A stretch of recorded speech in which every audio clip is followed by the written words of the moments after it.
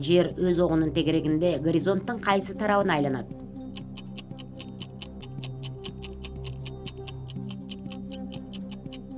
Чыгышка. Улуу жибек жолу кайсы жылы негизделген?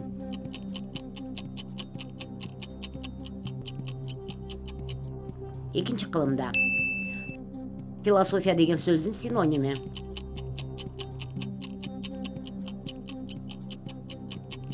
Акылмандуулук. Гиподинамия же аз кыймылдоонун таасири эмнеге алып келет? Семирүүгө. Астероид деп кандай телолор аталат?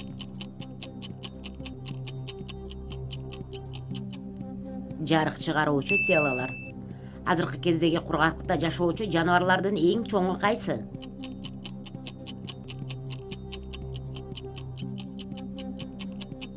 Пил.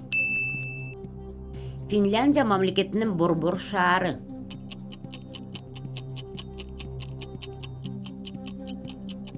Хельсинки.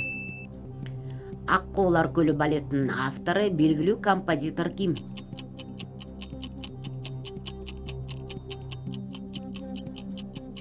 Чайковский. Бир чымага жарым кашык музыка ырсаптары кимдин калемине таандык?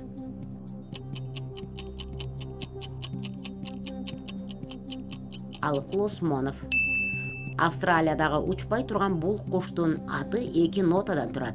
Ал кайсы куш?